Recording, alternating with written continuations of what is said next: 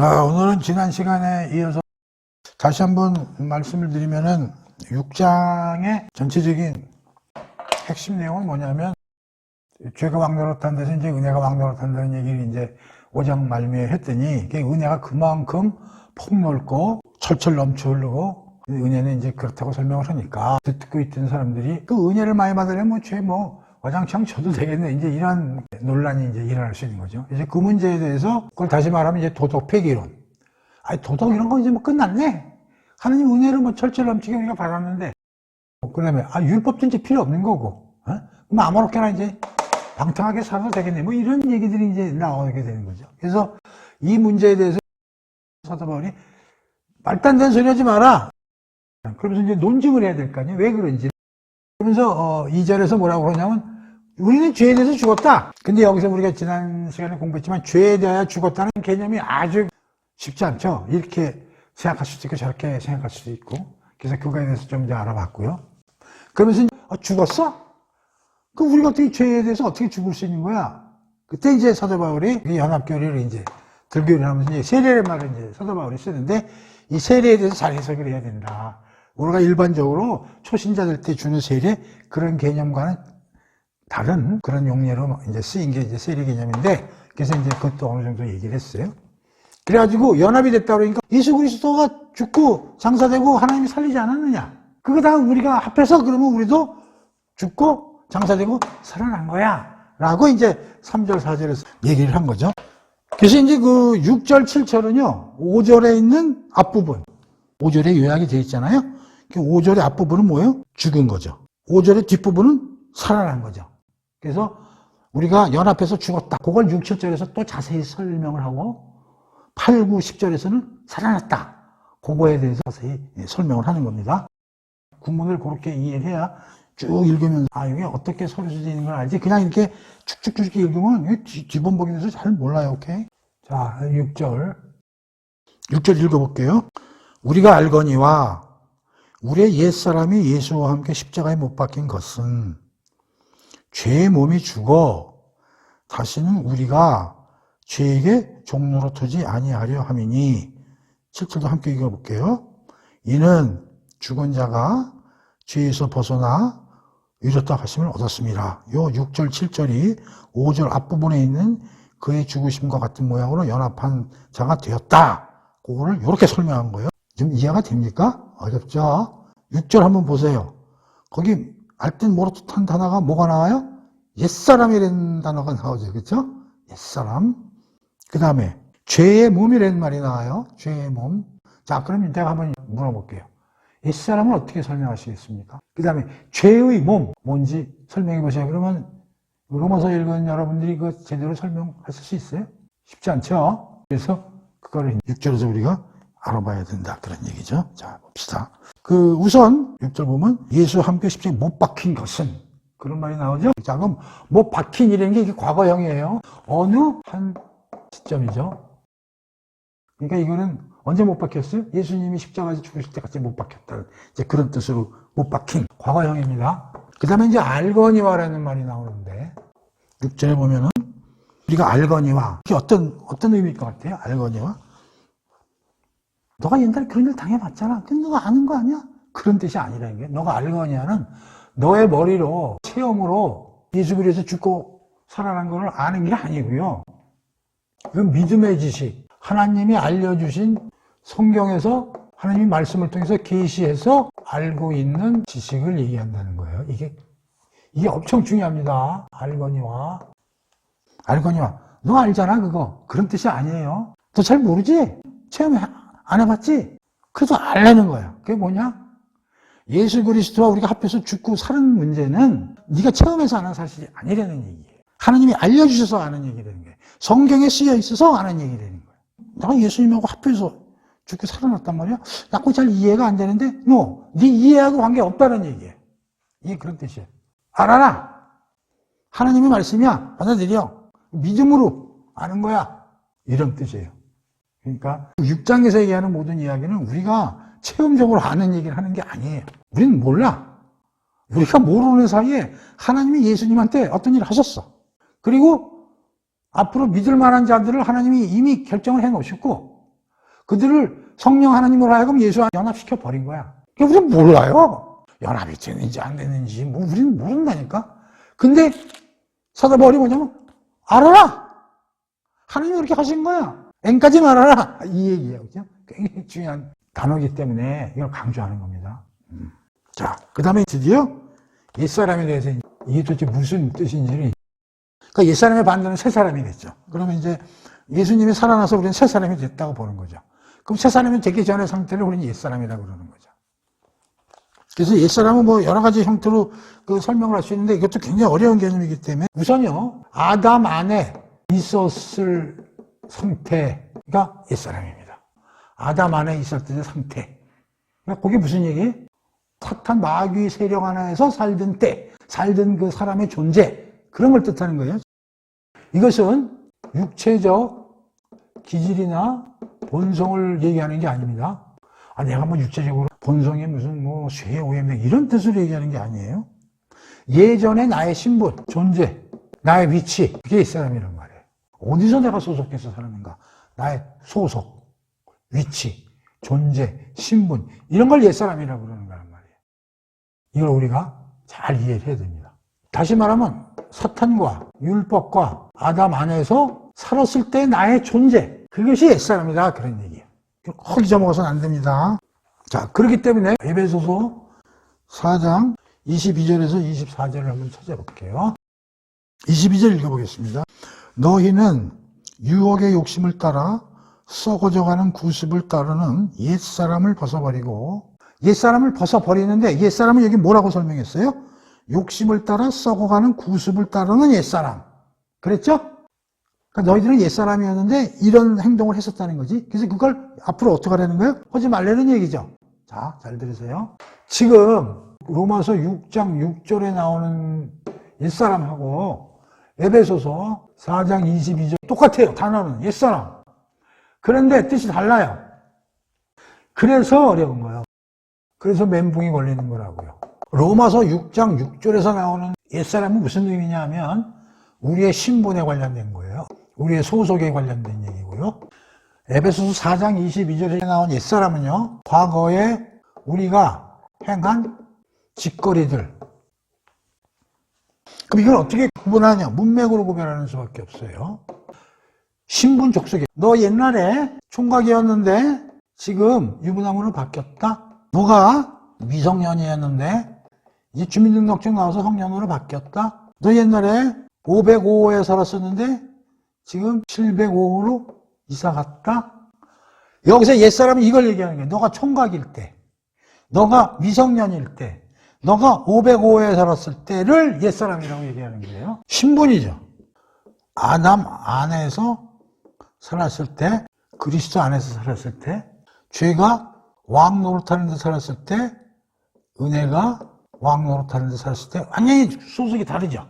그런데 에베소서에서의 옛사람은 과거에 우리가 행한 짓거리들, 다시 말하면 비교합니다. 유부남이야 우리가. 그런데 총각 때 한 짓거리, 이것은 미성년 때 한 짓거리, 505호로 발걸음이 계속 가는 행동, 아담 안에 있을 때 하던 짓거리, 죄가 왕 노릇했을 때 하던 짓거리를 옛사람이라고 얘기하는 거예요. 로마서 6절이죠. 우리의 옛사람이 예수와 함께 십자가에 못 박힌 것은 죄의 몸이라는 말이 나오죠. 자, 여기서 이제 죄의 몸과 같이 설명을 합니다. 우선에서 몸의 개념부터 우리가 알아야 됩니다. 몸은 그대로 그냥 몸이에요. 몸을 구성하고 있는 것들이 뭐냐면 이제 지체, 손, 발, 눈, 코 뭐 이런 거. 여기에는 굉장히 넓은 개념이 들어가 있어요. 몸 안에는 우리의 뭐 기능, 우리의 성향, 감정, 지적 능력, 이게 다 그렇게 몸이에요. 우리의 스피릿, 영혼과는 다른 개념으로서의 몸이란 말이에요. 오케이? 이 몸은 하나님이 우리가 아담을 몸으로 만들고 거기다 생기를 부어놔가지고 생명으로 만드셨잖아요. 그러니까 몸이 처음 만들 때는 어때요? 이거는 선한 거예요. 하나님이 우리 몸을 나쁜 짓 하려고 만드신 건 아니잖아. 그렇죠? 그런데 이 몸을 가지고 아담이 죄를 지어가지고 지금 우리의 몸의 상태는 죄가 가득 드러나서 있는 몸을 가지고 우리가 있다는 거예요. 다시 말하면 죄의 몸은 이 죄가 우리 몸을 지배하고 있다. 이런 뜻이 죄의 몸이에요. 사도 바울이 지금 얘기하고 싶은 뭐냐면 너희들은 죄에서 벗어났다는 거예요. 뭐가? 우리의 인격 전체가. 영적으로는 벗어났는데 우리 몸은 아직도 죄의 습성이 있다는 거예요. 그러니까 여기서 어떤 문제가 발생하냐면 우리 자신이 어떻게 보면 두 개로 구분이 되어 있다 이렇게 생각하면 되는 거예요. 우리의 인격, 자아. 이것은 죄로부터 탈피했어. 인격과 자아는 아담 안에서 밖으로 나와서 그리스도 안에 있는 거야. 예를 들면 우리는 이제 유부남이 된 거야. 우리 인격과 자아는. 성년이 됐어. 이사했어. 그리스도 안에 있어. 근데 이 몸은 아직도 죄가 우리를 지배하고 있다. 그런 얘기예요. 그러면 에베소서 4장 22절에서 우리가 가지고 있던 옛날에 하던 행실들 벗어버려야 된다. 우리 몸에 아직 남아있기 때문에. 그래서 옛사람에 대한 해석이 다르다. 다시 말하면 중요한 개념이 나오는데 우리 과거의 신분을 하나님 나를 사탄으로부터 구해주세요. 아담 안에 있었던 나를 거기 있지 않도록 해주세요. 그런 말 하지 말라는 거예요. 알거니어가 그런 뜻이 알거니어. 너는 빠져나왔다는 거예요. 신경 쓰지 말라는 거예요. 단 뭐가 문제냐? 옛날에 하던 그 짓거리가 몸에 남아있는 게 문제라는 거예요. 그래서 여기서 뭐라고 설명을 하냐? 6절에서 우리가 알거니와 우리의 옛사람이 예수와 함께 십자가에 못 박혀. 과거에 못 박혔다고 그랬죠. 요 박혔다는 게 과거 시점에 옛사람은 죽었다는 얘기잖아. 옛사람이 왜 죽었느냐? 이유가 뭐냐? 죄의 몸이 다시 죽어 다시는 우리가 죄에게 종로로 타지 아니하려 함이라. 우리는 벗어났어, 옛사람에서. 그 뜻이고. 여기는 니들 아직 옛사람으로서 하던 짓거리들은 지금 남아있으니까 그걸 벗어버려야 돼. 라는 게 에베소서 4장 22절의 여기까지 얘기다. 이런 얘기. 에베소서 4장 22절이 네가 옛사람 때 하던 행동 있잖아. 그거 벗어버려야 된다니까. 다시 말하면 너 몸에 남아있는 죄가 아직 너를 컨트롤하고 있는 거 그거는 이제 하지 말아야지. 그게 4장 22절의 얘기고 6장 6절에서는 너의 옛사람, 너의 소송은 이미 끝났어. 그 얘기를 하는 게 약간 뉘앙스가 다르죠. 자, 이걸 다시 요약하면요. 로마서 6장 6절은요. 옛사람은 죽었다. 그런 개념이고요. 에베소서 4장 22절. 옛사람은 이미 죽었어. 그런데 옛사람일 때 하던 그 짓거리들, 행동들, 그건 이제 하면 안 되지. 그러면 벗어버려라. 이런 뜻이란 말이에요. 오케이? 이해되시죠?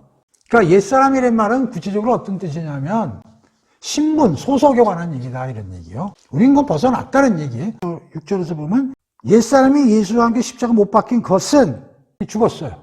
누구와 함께? 예수의 연합해서 예수의 죽음과 함께 죽었어. 그런데 이렇게 죽은 목적이 있다는 거예요. 1. 죄의 몸을 멸하고 죄가 우리 몸에서 몸입니다. 왕노릇하지 못하도록 하기 위함이다. 우리 죄의 몸이에요. 이 죄의 몸이 하나님이 에덴 동산에서 최초로 아담을 만들었을 때 몸으로 바뀌려면 부활하는 수밖에 없어요. 우린 그리 갈 거예요. 장래. 근데 여기서 지금 얘기하는 건 그 장래 우리 몸에 부활되는 걸 얘기하는 건 아니에요. 그러면 이 죄의 몸은 어떻게 해요? 점점 썩어가고 결국 죽죠. 우리는 인간은 다 죽어요. 그래서 이 죄의 몸은 죽게 돼 있어요. 우린 죽어가. 어쩔 수 없어. 나중에 부활이 되지만 일단 죽어야 돼. 근데 거기에 죄가 바글바글해. 그래서 이 6절에 옛사람과 그 죄의 몸을 갖다가 우리가 잘 이걸 연결해서 해석할 수 있어야 돼요. 그 다음에 그냥 몸은 나쁜 거 아니라고 그랬어요. 우리가 몸에서 나오는 본능들 있잖아요. 뭐 식욕이라든지 수욕이라든지 성욕이라든지 이런 건 나쁜 게 아니에요. 다만 이게 죄가 들어와가지고 이게 완전히 바뀌어버린 거지. 이 성향이. 우린 지금 죄의 몸 상태죠. 죄가 우리의 몸을 컨트롤하게 못하게 하는 거죠. 우리는 이미 새 사람이에요. 우리의 영은 살았어. body, soul, spirit. soul과 spirit은 살았어. body가 이제 body. 그래서 이제 죄의 몸이 멸하여라는 뜻은 어떻게 해석을 해야 되냐면 이것은 힘의 상실, 그 효력 정지. 멸하다 그러면 뭐 완전히 없어지다 이런 뜻으로 우리가 이제 생각할 수 있지만 죄가 우리 몸에서 힘을 지배하는 걸 없애라 이제 그런 뜻으로 이제 이해해야 된다는 거예요. 오케이? 그래서 이거는 죄의 몸은 나의 인격, 나의 자아와는 구별시켜야 된다. 구별되는 겁니다. 나의 인격의 총체, 나의 자아와 이 죄의 몸 구별돼야 된다. 그런 얘기예요. 이렇게. 그래서 이제 이거 가지고 로이드 존스 목사님이 어마어마하게 이제 길게 얘기를 하십니다. 한 얘기 또 하고, 한 얘기 또 하고, 반복해서 한 얘기 또 하고. 근데 그렇게 하시는 이유가 뭐냐면 이게 구분이 안 되거든. 이게 다 혼돈이 되면은 이게 로마서로 이게 해석이 막 좌충우돌이 되기 때문에 그런 말씀을 이제 하고 또 하고 이제 그런 식으로 얘기를 하시는 거죠. 그래서 이제 예수 그리스도의 몸과 우리의 몸은 다르다 이런 얘기죠. 이제 이런 어려운 또 질문이 이제 하나 있는데 그게 뭐냐면 예수님이 태어나실 때 성령으로 이제 잉태돼서 마리아의 몸에서 나오시지 않습니까? 그래 이제 어떤 사람들은 이제 이렇게 얘기하는 사람들도 있어요. 성령님이 잉태하셨으니까 아버지 쪽에서는 이제 죄가 없다. 그건 이해는 하겠는데 마리아는 인간 아니냐?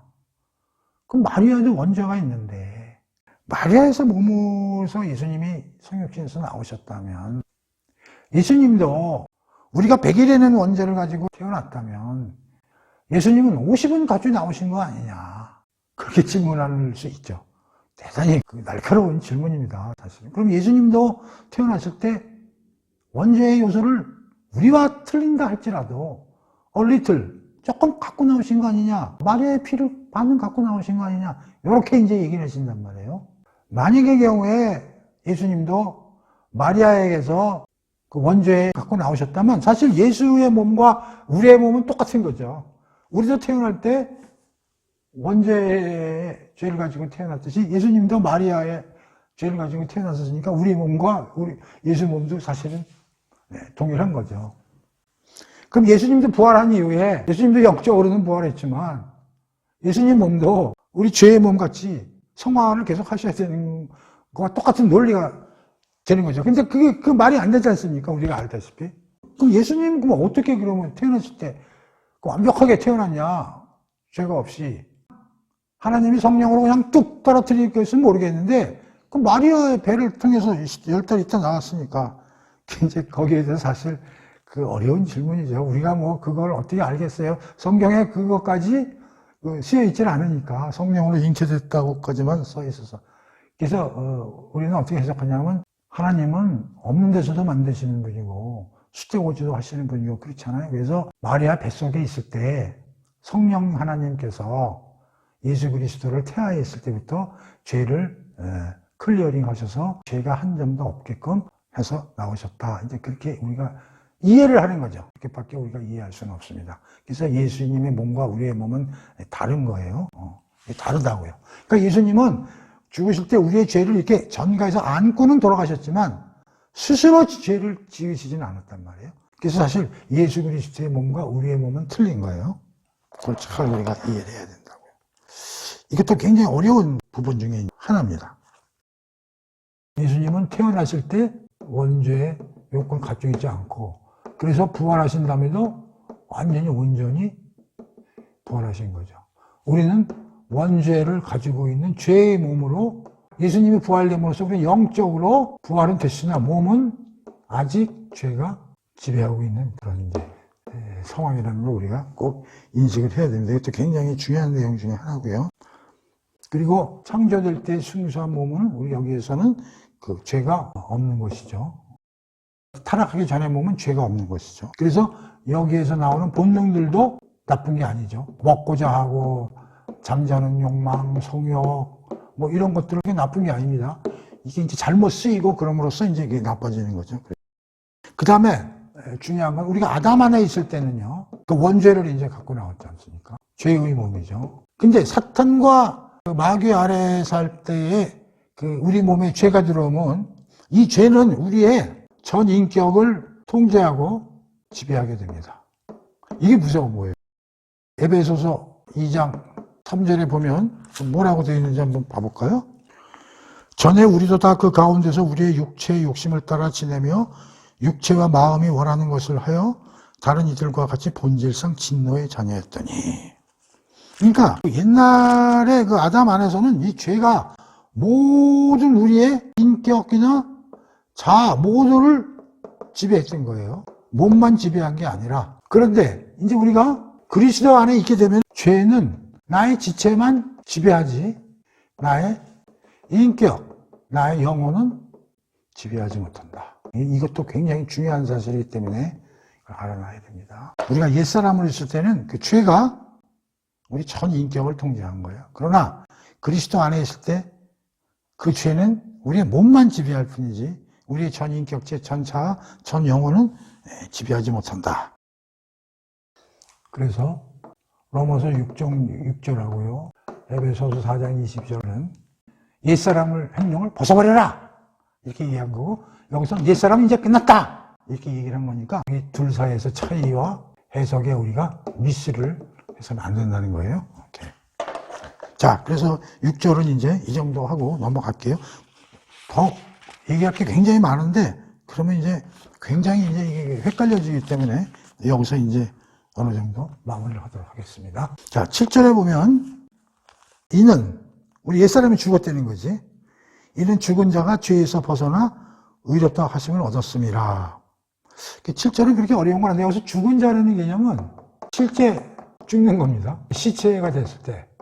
우리가 시체가 되면 죄도 거기에 대해서 뭐 어떻게 할 수가 없잖아. 죽은 시체에 반응을 안 하지 않습니까? 그러니까 옛사람이 죽었다는 개념은 바로 이런 거는 있어요. 죽은 자가 죄에서 벗어나 의롭다 하심을 얻었습니다. 여기서 의롭다 하심을 얻었음이라는 걸 가지고 로이드 존스님은 이 칭의를 또 얘기하는 게 아니지 않느냐. 의롭다 하심을 이렇게 해석하지 말고 이거는 자유로워졌다, 해방되었다. 죽은 자는 죄에서 해방되고 자유로워진 거 아니냐. 그러니까 너희들 신부는 이제 자유로워진 거야. 죽은 사람한테 죄가 지배하지 못하는 거. 그런 식으로 이제 이해를 하면 된다는 거죠, 7절은. 자, 그래서 이제 6절, 7절은 이제, 이해를 하시고요. 자, 이제 8절, 9절, 10절로 이제 넘어가겠습니다. 그래서 이제 그 6절, 7절은 5절의 전반부, 예수 그리스도와 합한 모양으로 죽었다는 개념에 대해서 이제 자세히 설명을 했고, 이제 8, 9, 10은 살아나는 거에 관한 상세하게 좀 기록을 한 거죠. 한번 8, 9, 10절 읽어보겠습니다. 만일 우리가 이제 살아나는 쪽에서 이제 설명을 하는 거예요. 우리가 그리스도와 함께 죽었으면 또한 그와 함께 살 줄을 믿노니 이는 그리스도께서 죽은 자 가운데서 살아났음에 다시 죽지 아니하시고 사망이 그를 주장하지 못할 줄 알미로다. 그가 죽으심은 죄에 대하여 단번에 죽으시며 그의 살아나심은 하나님에 대하여 살아계심이니라. 결국은 예수 그리스도의 살으심은 10절 끝에 가서 하나님께 대하여 살아난 것이다. 설명을 하고 있죠. 예수 그리스도가 살아나면 하나님께 대해서 살아난 것이다. 이게 무슨 말일까요? 원래 예수님은 하나님이시잖아요. 그렇죠? 그리고 성육신 하기 전에는 삼위일체 하나님으로서 이제 존속을 하신 거죠. 그런데 이제 우리가 공부했지만 창세전에 구속 언약을 하나님하고 예수님 사이에 이제 맺으신 거죠. 그래가지고 이제 엄청난 그 임무와 사명과 책임을 안고 이제 내려오신 거죠. 하나님이시지만 인간의 모양으로 마리아 뱃속에서 성육신을 하신 거죠. 근데 그분의 사역이 뭐냐면 100% 우리의 죄를 감당하셔야 되거든요.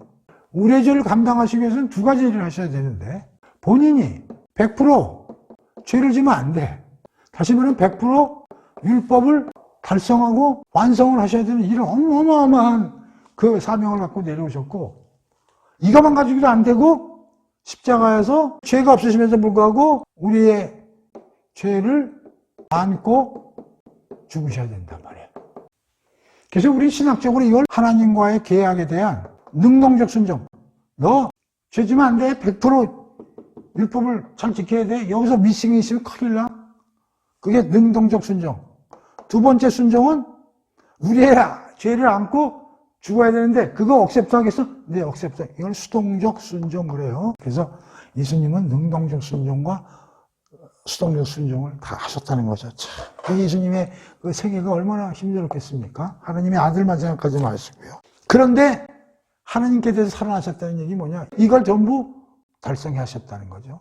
그럼으로써 하나님이 오케이, 우리 계약 성공됐네. 만족하시는 거죠, 하나님이. 그러면서 다시 하나님이 우리 이제 성육신하기 전에 옛날에 있었던 상태에서 함께 있을 수 있게 된 거죠. 여기서는 그냥 단순히 살아나셨다고 얘기했지만 우리가 전체적인 복음서나 이런 걸 공부를 통해서 이제 이러한 사실을 이제 알 수 있는 거죠. 그래서 요한복음에서도 배웠지만 하나님과 창세 전에 가졌던 영광을 회복하셨고 부활 이후에 승천하셔서 우측 자리에 앉으셔서 영광의 멸관을 쓰고 모든 세상을 다스리는 자리에 지금 앉아 계시는 거죠. 그게 하나님께 대해서 살아나셨다는 거죠. 그런데 그 일이 우리에게 더 효과가 동일하게 미친다는 거죠. 어디에? 영적으로요.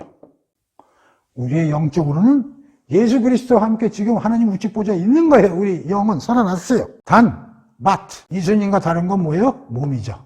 얘가 문제예요. 얘가 아직도 죄가 우리의 몸에서 분출하고 있다는 거예요. 그걸 죄의 몸으로 6절에서 한 거죠. 오케이?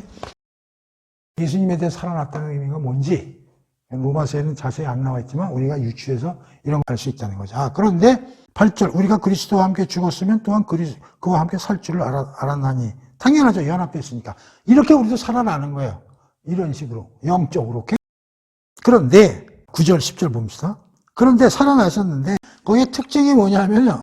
다시 죽지 않으신다는 거예요. 그 다음에 사망이 그를 다시 주장하지 못한다.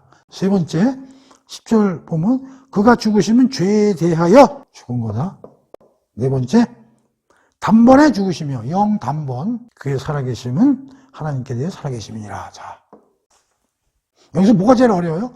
무슨 죄에 대하여부터. 이것도 지난번에 했죠. 죄에 대하여. 2절 하면서 우리가 했죠. 그럴 수 없느니라 죄에 대하여 죽은 우리가. 그래서 우리가 죄에 대하여 죽었다고 얘기했는데 여기서 이제 예수님도 죄에 대하여 죽었다. 이제 이렇게.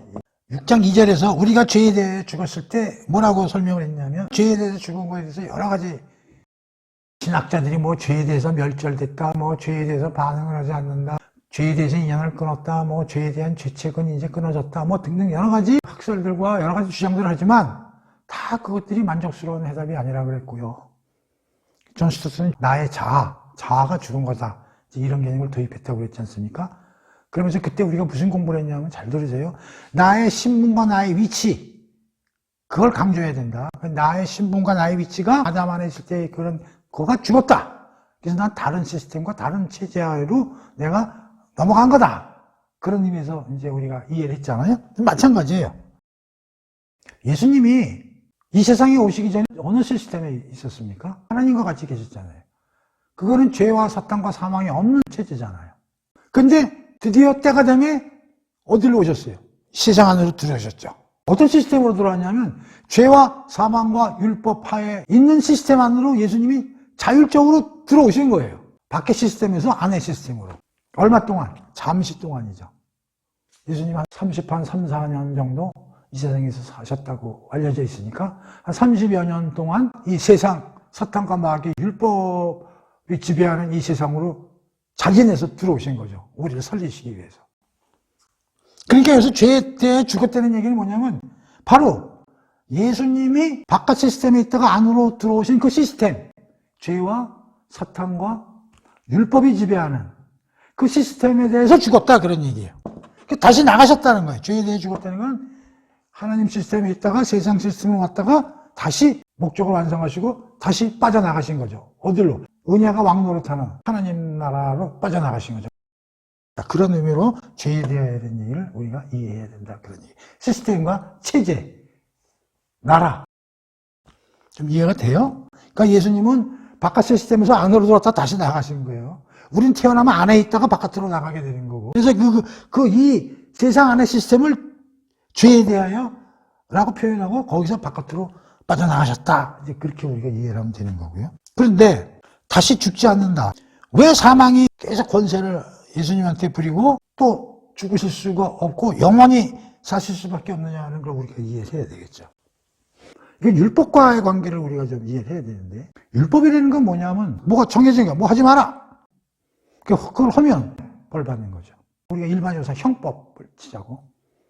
뭐 물건을 훔쳤어. 판사가 3년 유죄 선고를 내렸어. 근데 깜빵에 갔어. 3년이 다 됐어. 만기 출소했어.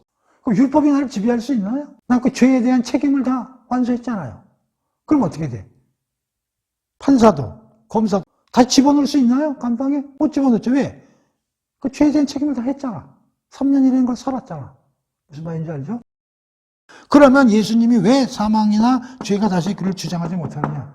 예수님이 다 완성을 해버렸어. 죄 하나도 안 졌어, 여기 와가지고, 본인이. 죄가 없어. 단, 우리가 진 죄는 몽절이 안고, 그거에 대해서 나는 죄를 받겠다. 그게 죽은 거야.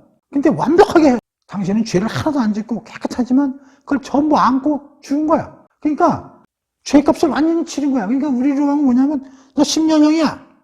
10년 들어가서 꼬박 살고 나온 거야. 자유야. 예수님이 죽음으로써 죄값을 다 해결해 버렸어. 그러니까 다시 죄가, 사망이 예수한테, 컴온, 너 다시 죽어야 되겠는데? 다시 좀 문제가 있는데? 그걸 주장을 못 하는 거지. 그 이유는 뭐야? 완벽하게 해결했다는 거죠. 그렇죠? 그러니까, 여기서 다시 죽지 않고 사망이 예수님께 주장을 못 한다는 얘기는 예수님이 완벽하게 죄 문제를 해결했다는 얘기죠. 그렇기 때문에 주장을 못 하는 거예요. 이걸 하기 위해서 예수님이 얼마나 고난의 삶을 살으셨겠냐 하는 걸 우리가 이해를 하는 거죠. 그렇죠? 자, 그 다음에 영담보 내리는 게 한 번에 딱 끝냈다는 거야. 우리 뭐 집 같은 거 살아도 은행에 담보 잡히면 뭐 20년, 30년 뭐 분할 상환 이래. 예수님은 그런 거 없어요. 완샷에 그냥 현금 박치기로 끝낸 거야. 예수님은 딱 그냥. 이 얘기는 어디에 이제 많이 쓰여 있냐면 히브리서에 많이 기록이 되어 있는데 영담본의 요거 이제 한번 좀 살펴보도록 하겠습니다. 오늘부터 영담본이라고 그러거든요. 완샷에 끝냈다는 거죠. 아싸리하게. 우리가 이제 보통 제사제도 예수님이 이제 대제사장 역할하고 이제 우리가 보통 많이 비교를 해요. 히브리서에서. 우리 제사 지낼 때는 누가 주관을 합니까? 제사장이죠. 근데 옛날에 제사장들은 계속 시간이 가면서 바뀌죠. 제사장이 뭐 100년, 200년 사는 거 아니잖아요. 그러면 A님이 딱 죽으면 또 B가 또 대제사장이 되고 B가 죽으면 C가 계속 체인지가 된단 말이에요. 근데 우리 예수님은 그냥 forever예요, forever. 영원히 존재하니까 바뀌지 않아. 그리고 재물을 뭐로 씁니까? 양이나 염소 뭐 이런 걸로 쓰는 거 아닙니까? 짐승이나. 이건 그냥 우리 죄를 대신하는 거죠. 근데 예수님은 뭐를 제물로 씁니까? 자기 자신이죠. 자기가 제물로 그냥 올라가 버리는 거 아닙니까? 그 다음에 이 제사제도는 반복적으로 시행하죠. 매년 하잖아요. 뭐 6월절 날도 하고, 뭐 속죄일 날도 가서 하고, 뭐 엄청나게 반복하는데 본인이 영원한 제사장이고 바뀌지도 않고 자기 자신을 완전히 제물로 바치셨기 때문에 완샷으로 모든 제사의 목적이 성취해버린 거예요. 그래서 예수님은 한 번에 십자가에서 딱 죽으심으로써 완샷에 모든 걸 해결했다. 그런 얘기죠. 자, 그래서 이제 그런 거에 대해서 제가 좀 찾아보니까 히브리서를 이제 참고로 찾아봐 드릴게요. 히브리서는 참고로 보면은 집중적으로 하고 예수님에 대해서 소설을 하는 책이 이제 히브리서거든요.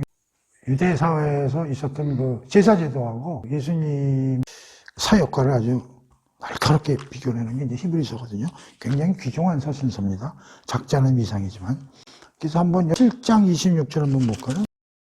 이러한 대제사장은 우리에게 합당하니 거룩하고 악이 없고 더러움이 없고 죄인에게서 떠나 계시고 하늘보다도 높이 되신 이니라. 9장 12절 염소와 송아지 피로 하지 아니하시고 오직 자기의 피로 영원한 속죄를 이루사 단번에 성소에 들어가셨느니라. 그러니까 자신의 피로 제물을 드렸다는 얘기죠. 그래서 영원한 속죄를 이루사 단번에, 여기 단번에라는 말이 나오죠. 25절 보겠습니다. 대제사장이 해마다 다른 것의 피로써 성소에 들어가는 것 같이 자주 자기를 드리려고 하지 아니하실지라. 여기서 앞에 대제사장은 이제 일반적인 대제사장은 해마다 이제 제사를 치러 들어간다는 거죠. 그리고 다른 것의 피니까 이제 짐승들 피를 가지고 계속 제사를 드렸는데 예수님은 다르다 하는 것이죠. 그렇게 자주 해서 예수님은 하실 필요가 없다는 자기 자신을 제물로 해서 완샷에 끝나시는 그런 이제 제사를 지내셨다는 거죠. 28절.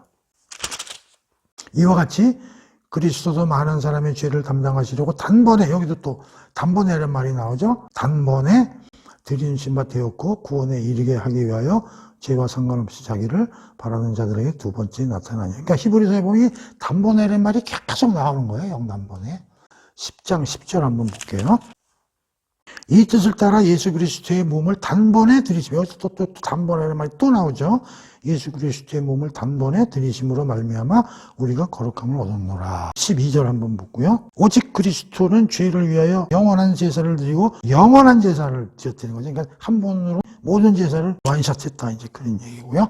10장 14절 보면은 그가 거룩하게 된 자들을 한 번의 제사로 영원히 온전하게 했었느니라. 이제 이런 말이 이제 쓰여 있죠. 그래서 로마서 6장 10절이죠. 그의 죽으심은 죄에 대하여 단번에 죽으심이요 그가 살아계심은 하나님께 대하여 살아계심이니라. 그래서 단번에 죽으심이라고 사도 바울이 이제 기록을 했지만, 히브리서에서는 이 단번이라는 말을 굉장히 여러 가지 다양한 요소와 다양한 이야기를 하면서 단번이라는 말이 여러 번 반복되죠. 로마서는 아주 압축해서 이렇게 딱 한마디로 쓴 거죠. 자, 그래서 이제 8절, 9절, 10절을 대충 우리가 살펴봤어요. 네, 이제 11절 보겠습니다. 11절은 사실은 별게 아니고요. 8, 9, 10절에 대한 결론, 제 성격을 갖고 있는 거니까 그냥 뭐 어렵진 않습니다. 읽어볼게요. 이와 같이는 건 앞에서 나온 여러 가지 이야기들이죠. 이와 같이 너희도 너희 자신을 죄에 대하여는 죽은 자요 그리스도 예수 안에서 하나님께 대해서는 살아있는 자로 여길지어다. 뭐 당연한 얘기를 이제 결론적으로 찐 거죠. 근데 여기서 중요한 게 뭐예요? 너희 자신이라는 말이에요. 11절에서 너희 자신이라는 말에 우리가 관심을 둬야 돼요. 너의 몸은 빠지는 거예요. 너희 자신은 예수 그리스도와 함께 죽고 살아난 거예요. 그러나 너의 몸은 아직도 죄에 대해서 지배받고 죄가 남아있다. 그 얘기가 들어가 있는 거예요. 그러니까 그걸 이해를 해야 돼요. 오케이? 자, 그 다음에 이제 12절부터인데요. 이거 이제 다른 대목으로 이제 넘어갑니다. 12절에서 14절까지를 드디어 우리가 알았어. 6장 1절부터 6장 10절까지. 알았는데, 이걸 어떻게 알았냐면, 나의 지식으로, 나의 체험으로 안 게 아니고, 하나님의 계시로 믿어서 아는 거예요. 그러니까 믿음의 지식이지, 우리가 체험했거나, 우리 지식으로 안 게 아니에요. 이런 일이 벌어졌다는 거예요, 이제 알았어. 자, 그러니까 12절부터는 뭐냐면, 그러므로, 드디어 12절에서 뭐가 나오냐면, 그러면, 우리도 뭔가를 해야 하겠네? 우리 이런 일이 하나님이 보내셨네? 그 효과가 우리한테 다 왔네? 이제 알았지? 이때 비로소 우리가 이제 드디어 또 뭔가를 해야 되는데, 여기서부터 성화 문제가 시작되는 거예요. 로이드 존스님이 이제 무슨 얘기를 하시냐면 이런 얘기를 했어요. 다른 책들을 보면은 너무 빨리 성화 문제를 얘기한다는 거예요. 6장 12절이 오기 전에 이미 우리는 뭘 해야 된다, 우리가 죄에 되겠으니 뭘 해야 된다. 자꾸만 그런 얘기들을 한다는 게 그거 아니라는 거예요. 왜 이렇게 성화 문제를 빨리 그렇게 도입을 하냐는 거예요. 여기까지는 전부 이신칭이 얘기를 하는 거예요. 이신칭이. 우리가 믿음으로 말하면 의롭게 됐다. 우리가 의롭게 되고 싶어서 된 거예요? 하나님 이렇게 만든 거지. 그러니까 여기까지 전부 하나님이 하신 일이라는 거지. 6장 12절까지는 전부. 거기서 빨리 나가지 말라는 거예요. 거기서 우리가 뭘 해야 되겠다는 거, 그거 하지 말라는 거예요. 알지도 못하고 뭘 해. 그러면서 여기서 가장 중요한 게 뭐냐면, 제발 뭘 하려고 그러면 알고 하라는 거야. 뭐라고 그랬냐면, 제발 너한테 뭔 일이 벌어졌는지 알고 깨닫고, 이게 1차적인 관심사항이라는 거예요. 그 다음에 우리에게 이런 일이 벌어졌어? 그럼 우리도 이제 뭔가 해야겠네? 그러면서 성화나 성결 문제로 넘어가라는 거예요. 근데 너무 빨리 넘어간다는 거예요. 알지도 못하고 넘어간다는 거예요. 그래서 로이드 존스님이 이런 얘기를 하세요. 6장 설교를 하시면서 우리가 왜 자꾸만 교회 다니면서도 자꾸만 의심이 들고 영적 침체에 걸리고 죄 문제가 뭔가 계속 해결 안 되고 왜 그러는지 아십니까? 이걸 얘기하는 거예요. 우리한테 무슨 일이 벌어졌는지를 정확히 알아라. 그걸 알면 영적 침체에 안 걸리고 죄 문제 해결하는 것도 쉽다는 거예요. 왜 죄에 점점 끌려다니는 얘기죠. 이걸 모르고 나한테 적용을 먼저 하려고 그러니까 하나님이 우리에 대해서 무슨 일을 벌려놨는지를 제대로 알면 내가 뭘 해야 되고 내가 어떻게 대응해야 되는 거는 그 다음 문제라는 거죠. 그거를 엄청나게 강조를 많이 해요, 로이드 존스가. 근데 그걸 알려면 공부를 많이 해야 되는 거지, 사실. 로마서를 다른 사람들이 보면 그냥 전부 성화 문제로 그냥 앞당겨가 나와가지고 내가 어떻게 되지? 내가 뭐 죄를 어떻게 이기지? 뭘 죄를 이겨? 이미 네 옛사람은 다 끝났는데 다만 니네 몸에 좀 찌꺼기 있는 것뿐인데 그거 왜 해결 못해? 그거 금세 쉽게 해결되지. 너희들한테 무슨 일이 우리한테 일하는지 자꾸만 잊어먹으니까 목욕은 했는데 우리 요한복음에 가면 13장에 가면 예수님이 그 제자들 발 씻겨주는 문제가 나오잖아요. 발을 씻겨주라 이렇게 베드로가 아우 어떻게 우리 더러운 발을 예수님이 손수 씻겨주시랍니까? 아 나 싫어요. 나 이거 안 할래요. 그랬더니 또 뭐라 그거 안 받으면 너 구원 못 받아. 하나님 나라 식구 안 돼. 그러니까 그래요? 그럼 해주세요. 근데 목욕 시켜주세요. 이렇게 얘기하잖아요. 그러니까 야 너 목욕은 끝난 너 목욕은 아니야. 손발만 씻으면 되지. 그 얘기거든요. 우리가 목욕을 받았다는 걸 알아야 된다는 거지. 근데 우리가 목욕을 받았다는 거는 내가 목욕해달라고 해서 한 게 아니라 하나님이 이미 시켰었다는 거지. 내가 알든 모르든. 그때 손발만 씻으면 돼. 근데 우리는 살면서 잠깐만 목욕도 해야 된다고 생각한다는 거예요. 난 목욕이 안 된 것 같은데 손만 씻어도 되겠어? 이런 생각들을 하고 우리 기독교인들이 살아나가기 때문에 영적 침체에 걸리고 어려운 점에 많이 빠진다. 이제 그런 얘기를 하시는 거죠. 그러면 이제 12, 13, 14 한번 읽어볼게요. 그러므로 우리가 살아났다는 거예요, 영적으로. 오케이? 너희는 죄가 너의 죽을 몸을 지배하지 못하게 하여 몸의 사욕에 순종하지 말고 또한 너의 지체를 불의의 무기로 죄에게 내주지 말고 오직 너의 자신을 죽은 자 가운데서 다시 살아난 자와 같이 하나님께 드리며 너의 지체를 의의 무기로 하나님께 드리라. 죄가 너희를 주장하지 못하노니 이는 너희가 법 아래 있지 아니하고 은혜 아래 있음이라. 12절 보세요. 너희는 너희 죄가 너희 죽을 몸을 지배하지 못하게. 여기서 사도바울이 이렇게 안 쓰죠. 너희는 죄가 너희를 지배하지 못하게. 그렇게 안 쓰죠. 죄가 우리를 지배할 수 있습니까? 못 지배해요. 우리 자신은 벗어났어요. 그러니까 여기서 뭘 강조해? 너희 죽을 몸을 지배하지 못하게 하라 그랬지 너희를 지배하지 못하게 라고 쓰지 않았다고. 이게 어마어마하게 중요한 얘기예요. 근데 우리는 어떻게 느끼냐면 죄가 우리를 지배하지 못하게 그렇게 생각하고 산다는 거야. 우리 크리스천들이. 우리 목욕을 했는데 우리 자신은 죄에서 빠져나왔는데 아직도 그 기도를 하고 있다는 거예요. 아버지 하나님, 죄가 나 자신을 지배하지 못하게 해주소서. 그건 기도가 될 수가 없다는 거지. 무슨 말인지 알죠? 12절. 여기서 우리가 너희와 너희 몸을 구별해야 돼요. 이건 이제 공부 안 해도 알죠? 너희 몸과 너희. 우리 몸을 지배하지 못하게 하는 거지, 우리 자신을 지배하지 못하게 하는 게 아닙니다. 그렇죠? 그 다음에 여기서는 또 하나는 뭐예요? 지금 죽을 몸과 앞으로 부활될 신령한 몸을, 이것도 구분을 잘 해야 됩니다. 우리 지금 죽을 몸하고 앞으로 부활돼서 신령한 몸하고 구분을 할 줄 알아야 돼요. 우리 몸은 죽습니다. 오케이. 그러나 나중에는 이렇게 신령한 몸으로 다시 살아납니다. 그 다음에 또 우리가 하나 좀 짚어볼 것은 우리 안에서 죄가 왕노릇하지 말라고 이야기하고 있지 않다는 거예요. 우리 안에서는 왕노릇을 못합니다. 그러니까 우리 몸이에요. 항상 이걸 조심해야 돼요. 우리 몸에서 죄가 왕노릇하지 말라는 얘기지, 우리 안에서 죄가 왕노릇하지 말라는 얘기는 절대 그건 하면 안 된다는 거예요. 오케이? 그건 이미 다 끝났다는 사실이에요. 오케이? 그러면서 루디 존스 목사님은 성화는 반드시, 조금 전에도 얘기했죠, 우리의 일, 우리의 신분, 위치 정확히 알아야 성화를 어떻게 해나가야 되는지 정확히 알 수 있다는 거죠. 우리의 신분과 위치가 바뀌었기 때문에 우리가 성화를 해나가기 수밖에 없다, 이제 그런 얘기죠. 그렇기 때문에 우리가 6장의 화두인 은혜를 더하기 위해서 죄에 거할 수가 없다는 거예요. 왜? 우리 신분이 완전히 바뀌었기 때문에. 옛날 짓거리를 해서는 안 된다는 것이죠. 그렇죠? 그래서 이 성화 문제는 위로부터 받아지는 선물이 아니다. 두 번째, 성화는 영 단번에 이루어지는 갑작스러운 체험이 아니다.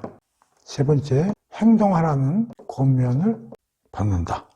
그리고 성화의 궁극적 목표는 하나님의 영광이다. 이게 성화와 관련해서 우리가 깊이 있게 알아놔야 할 과제라고 설명을 하고 있어요. 그래서 12절과 관련해서는 너희는 죄가 너의 죽을 몸을 지배하지 못하게 하여 몸의 사욕에 순종하지 말고, 이제부터 성화 문제가 나오는데, 성화는 우리의 신분, 위치를 정확히 알고 시작해야 된다.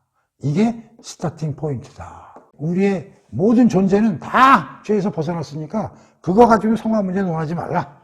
오로지 우리 몸에 있는 죄 문제만 신경 써라. 그런 얘기죠. 그렇기 때문에 이거는 위로부터 받아지는 선물이 아니다. 성화는 왜? 우리가 해나가야 돼. 이게는 우리 노력이 필요하다는 거야. 우리가 지금 바뀐 거는 우리 노력이 필요 없어. 벗어난 거는 우리 노력이 아니야. 하나님이 다 하셨어. 예수님하고 성령님하고. 이제 우리가 할 차례가 좀 남았는데, 그래서 우리가 이제 행동해야 될 분야가 성화다. 그런 얘기죠. 그래서 성화는 꾸준히 우리가 죽을 때까지 노력을 해서 해나가야 되는 과제다. 그런 얘기죠. 그리고 성화를 왜 하느냐? 우리가 왜 죄를 몸에서 이기고 그런 걸 열심히 우리가 해나가야 되느냐? 그럼 내가 왜 깨끗해져야 되느냐? 결국 하나님의 영광이라는 거예요. 우리가 만들어진 것도 하나님의 영광이고, 이 우주가 만들어진 것도 하나님의 영광이고, 하나님이 거룩하시잖아요. 그러니까 우리도 거룩해야 돼. 우리가 왜 거룩해야 돼? 하나님이 거룩하니까. 하나님의 영광을 우리가 마주보고 하나님의 영광에 참여하기 위해서 내가 거룩해질 수밖에 없는 거죠. 왜 성화를 해야 돼? 하나님의 영광 안에 들어가서 우리가 영광을 바라고 영광에 참여하기 위해서. 그러니까 우리가 구원을 왜 받느냐? 하나님의 영광을 위해서 구원을 받는 거란 말이에요. 근데 우리는 자꾸만 내가 뭐 성화를 하고 그러면 야, 내가 뭐 깨끗해졌으니까 뭐 내가 의시되고 그런 게 아니란 말이에요. 그래서 이 성화 관련해서 12절에서 이게 이제 성화의 스타팅이고, 중요한 것은 너의 몸과 너의 자신을 구별해야 된다.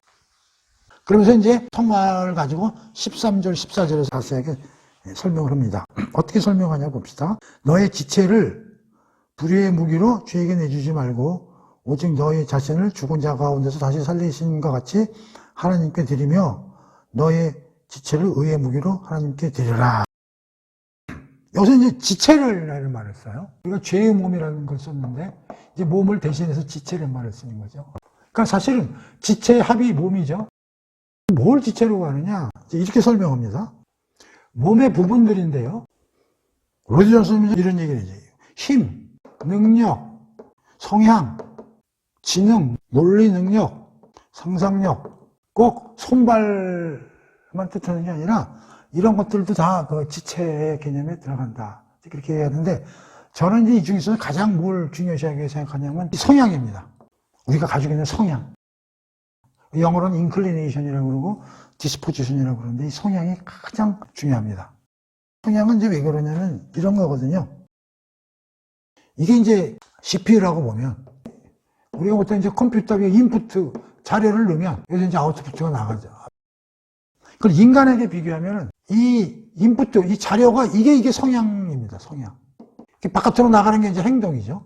그럼 이 안에 있는 것들은 뭐냐? CPU를 우리의 뭐 마음, 감정, 우리가 가지고 있는 능력, 하나님 주신 은사, 우리가 가지고 있는 경험, 우리가 가지고 있는 환경, 우리 지적 능력, IQ, 이런 게 다 우리가 가지고 있는 CPU에 대한 요소예요. 우리 인간이 가지고 있는 요소죠. 이게 사람마다 좀 다르죠. 용량이 큰 사람도 있고 작은 사람도 있고. 그런데 얘가 일을 잘하려면 여기서 자료가 옳은 자료가 들어요. 인풋. 자료를 넣는데 이게 제대로 된 자료가 들어가야 되잖아요. 그래야 제대로 된 그 결과가 나오는 거 아닙니까? 근데 이 인풋가 뭐냐면 성향이라는 거야. 성향. 성품하고는 좀 달라. 성향. 내가 어떤 쪽으로 좀 이렇게 쏠리는 성향. 근데 우리는 태어날 때 아담 안에서 태어났기 때문에 이 성향이 썩었다는 거죠. 이게 썩으면 어떻게 돼? 잘못된 아웃풋가 생성되는 거죠. 그래서 저는 이런 생각을 해요. 근데 이 용량이 누가 큽니까? 머리 좋은 사람들 수준에서 이 용량이 크다고 보고요. 컴퓨터 CPU가 상당히 기가 막혀. 근데 자료가 개똥 자료가 넣어서 기가 막히게 일을 열심히 하겠죠. 근데 자료는 완전히 개판으로 나오는 거죠. 그러니까 성향이 썩으면 결과는 뭐 더욱더 극악하게 나오는 거예요. CPU가 좋을수록 머리가 좋은 사람일수록. 내가 그래서 이런 얘기 하는 거죠. 머리가 좋고 능력이 좋은 사람일수록 성향이 잘못되면 사회에 엄청나게 악영향을 미친다는 거죠. 사탄은 그런 사람들을 더 크게 쓴다고. 용량이 크니까. 그래서 거듭난다는 게 뭐고 새로 태어난다는 게 뭐고 성령님이 우리를 옛자아는 죽이고 새로운 자아로 우리 예수님과 함께 합하여 성령님의 사역으로 다시 살아나잖아요. 뭐가 바뀌냐?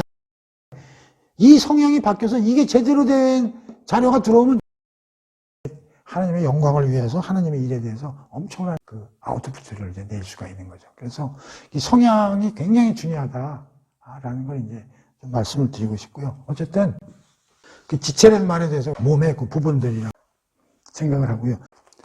소극적으로 뭐냐면 우리의 지체가 대상인데 13절 봅시다. 불의의 무기로 누구한테 드리지 말라는 거예요? 죄에게 주지 말고. 자, 이걸 어떻게 쓰라는 거예요? 너희 지체를 의의 무기로 어디에다 쓰라는 거예요? 하나님께 쓰라는 거죠. 너희 무기를 죄에게 내줘가지고 불의를 일으키지 말고 의의 무기를 써서 하나님께 이제 너희 지체를 드려라. 이제 그렇게 이제 얘기를 하는 거 아닙니까? 그럼 여기서 죄에 대해서 우리 지체를 안 쓰는 것만 해도 대단하게 좋아진 거죠. 근데 그걸로 만족하지 말라는 거죠. 이건 소극적이죠. 이건 안 하는 거죠. 이건 적극적으로 하는 거죠. 그러니까 성화는 안 하는 게 아니라 적극적으로 하는 거예요. 내가 어떤 신분인 걸 알았으면 이제 내 지체를 죄한테 활용당하지 말라는 거예요. 그것뿐만 아니라 적극적으로 하나님을 위해서 쓰라는 거예요. 그런데 여기서 재미나는 게 뭐냐? 무기라는 말이 나와요. 이게 굉장히 의미가 있는 거죠. 그러니까 우리 성화 문제는 전투라는 거예요. 뭐라고요? 우리의 성화 문제는 전투행위다. 그러니까 죄와 싸우는 게 뭐예요? 전쟁이라는 거죠. 그러니까 우리는 전쟁에 이겼어요. 그것도 또 오해만 하면 우리는 이겼는데 요거 몸의 지체들이 문제니까 이걸 이기려는 건데 요거 이기는 것도 만만치 않으니까 요거는 전쟁이라고 생각하고 우리가 열심히 적극적으로 행해야 된다. 근데 여기서 이제 오해의 여지가 있어. 아니, 우리는 이제 하나님한테 우리를 맡기고 그리스도 안에서 우리가 죄에 대한 문제에서 해결됐으니까 우리 가만히 있으면 이제 성령님이나 예수 그리스도가 이제 알아서 우리를 데리고 가실 거 아니야. 이렇게 생각하는 사람들이 많아요. 그거 잘못된 겁니다. 우리가 조용히 예수님하고 성령님께 일하시도록 잠잠하면 성화는 된다. 이렇게 생각하는 사람이 많고 이렇게 또 얘기하시는 분이 많은데 이거 틀린 건 얘기입니다. 지금 뭐라 그랬어요? 너희 지체를 의의 무기로 하나님께 드려라. 명령 나왔잖아. 뭘 해야지. 근데 이 문제 가지고 우리가 이제 어려움에 빠지냐면요. 빌립보서 한번 봅시다. 2장이요. 12절, 13절이요. 굉장히 중요한 구절이죠. 그러므로 나의 사랑하는 자들아 너희가 나 있을 때뿐만이 아니라 더욱 나 없을 때에도 항상 복종하여 두렵고 떨림으로 너희 구원을 이루라. 너희 안에서 행하시는 이니 하나님이시니 자기의 기쁘신 뜻을 위하여 너희에게 소원을 두고 행하게 하시니라. 자, 여기 그 12절이 다른 데서도 많이 찾아본 구절이죠. 13절 구절 봅시다. 여기에는 두 개의 구절이 나와요. 하나는 하나님이 행하신다는 게 나오고 뒤에 가가지고 뭐가 나오냐면 우리가 소원을 두고 우리가 행하는 겁니다. 그러니까 하나님이 먼저 행하시는 거예요. 우리 안에서. 읽어보세요. 너희 안에서 행하시는 이니 하나님이시니. 여기까지가 한 구절이에요. 그 다음이 자기의 기쁘신 뜻을 위하여 우리에게 소원을 두고 행하게 하시니라. 우리가 뭘 하고자 하는 거는 반드시 하나님이 이미 우리 안에서 무슨 일을 먼저 하셨기 때문에 선행으로 우리가 어떤 일을 행하게 된다 그런 얘기예요. 그래서 요거를 자칫 잘못하게 생각하면 하나님이 우리 안에서 먼저 하시니까 우리 그냥 가만히 있으면 뭐 알아서 끌고 가시겠지. 이렇게 해가지고 날 풀어져 있게 되는 문제가 생긴다 그런 얘기예요. 그리고 또 앞에서 두려움과 떨림으로 너희 구원을 구하라 그러니까 괜히 이거 앞으로 설치고 해서는 안 되겠구나. 그런 뜻으로 해가지고 우리는 조용히 그냥 이제 구원받았고 구원 중에 있으니까 성령님이 하시는 대로 우리를 내에 맡겨놓으면 하나님이 우리를 끌고 가셔서 성화를 시키겠구나. 이렇게 생각하는 경우가 있다 그런 얘기예요. 그런데 중요한 건 뭐냐? 우리가 적극적으로 행해야 된다 그런 얘기예요. 다만 우리 안에서 이미 하세요. 하나님이. 그건 틀림없어. 그러나 하나님이 하시는데 소원을 두고 그걸 내가 알아챘으면 적극적으로 행하라 이런 얘기예요. 그러니까 우리의 여기에는 적극적으로 행함이 필수적이다. 이걸 꼭 잊어먹어서는 안 돼요. 성화의 조건 중에 굉장히 중요합니다. 그래서 이거를 이제 이해를 하시고요. 자, 그 다음에 14절이죠. 자, 근데 우리가 이렇게 할 수밖에 없는 그 원천이 있다는 거예요. 우리가 몸에 있는 죄를 컨트롤 하고 전투하는 것과 같이 우리가 우리 지체를 하나님의 일을 하는데 적극적으로 우리가 사용해야 되는데 14절이 원동력입니다. 추진력이죠. 우리가 어떻게 그렇게 할 수 있냐는 거예요. 우리도 뭔가 능력이 있어야 되는데 물론 우리가 빌립보서에서 봤지만 하나님이 우리 안에서 행하시니 우리가 소원을 두고 행하게 하시니라. 하나님이 하시지만 자 14절을 봅시다. 죄가 너희를 주장하지 못하리니 너희가 법 아래 있지 않고 은혜 아래 있습니다. 자, 이게 원동력이라는 거예요. 하나님이 은혜 안에 있기 때문에 우리의 지체를 가지고 의의 병기로 하나님께 드릴 수 있는 그 힘이 어디서 나오냐? 하나님의 은혜. 이 하나님의 은혜 안에 다 예수 그리스도에 보내 성령도 강림하셔 보내셔서 우리가 예수에 합하게 하시고 다 그런 게 다 하나님의 은혜잖아. 우리가 이제 하나님의 은혜에 있기 때문에 그것이 우리가 성화를 적극적으로 해서 우리 몸에 있는 지체를 이겨나갈 수 있는 힘이 뭐냐? 하나님의 은혜 안에 있대. 우리 법 안에 있지 않다는 거예요. 그 율법 안에 있지 않다는 거예요. 그리고 죄가 우리를 주장하지 못한다는 거예요. 우리는 이미 빠져나왔다는 거예요. 그러니까 은혜가 왕노릇하는 나라에 우리가 들어가 있으니 걱정하지 말고 또 너의 신분도 완전히 바뀌었으니까 이제 너의 지체를 옛날에 하던 쫀쫀하게 형편없는 짓을 관두고 하나님의 일에 앞장서서 너의 지체를 하나님이 하시기 위한 일에 적극적으로 헌신해라. 그것이 우리가 이제 해야 될 일이다 하는 게 6장 14절입니다. 자, 그래서 그 6장을 이제 두 번에 걸쳐서 이제 우리가 알아봤는데 대단히 어려운 장이 6장입니다. 제일 중요한 건 이거예요. 왜 6장을 시작했냐면 죄를 지어도 되느냐? 은혜를 더하기 위해서 전혀 안 된다. 그걸 이제 논증하기 위해서 쭉 지금까지 이제 6장에 걸쳐서 사도 바울이 얘기를 한 건데 결론은 뭐냐면 이거예요. 죄를 지면 안 되는 거죠. 그런데 우리가 어떤 존재인가를 먼저 알아라. 그런 얘기예요. 가장 중요한 거죠. 하나님이 성령 하나님을 통해서 예수께서 우리를 합했다는 거예요. 그래서 예수와 죽고 같이 살았다는 거예요. 그걸 알라는 거예요. 죄에 대해서 죽었다는 거예요. 너가 그건 머리로 알 수 없다는 거예요. 네가 체험을 못한다는 거예요. 그러나 그런 일이 벌어졌다는 거예요. 받아들이라는 거죠. 죄에 대해서 죽었어. 단 몸은 죄에 대해서 좀 지배를 받고 있으니까 그거 해결하라는 거예요. 적극적으로 해결하라는 거예요. 어떤 힘으로? 하나님의 은혜 안에 있잖아. 걱정하지 말고 하라는 거예요. 그래서 하나님 일에 적극적으로 헌신하라는 거예요. 거기서부터 성화의 문제가 시작되는 거예요. 성화 문제를 적용하기 전에 이미 나에게 어떤 일이 벌어졌는지를 먼저 깨달아라. 그걸 아는 것이 가장 중요하다. 하나님의 자녀로 우리가 뭘 해야 되는데 그걸 하기 전에 너가 과거에 어디에 있었는데 지금 어디에 있는지 명확히 알라. 예수님이 죽고 살리고 너하고 합해서 그런 일을 하셨기 때문에 너의 자아와 너의 인격은 완전히 영적으로 완전히 살아났으니까 걱정하지 말아라. 다만 이 몸에 있는 죄의 문제만 적극적으로 하나님의 은혜 안에 있으니까 성령 하나님의 힘으로 예수님의 보살핌으로 이겨나가라. 이제 그것이 6장에서 이제 사도 바울이 얘기하고 싶었던 거고. 그런데 어떻게 우리가 다시 옛날로 돌아가서 죄를 더 찢을 수 있겠느냐.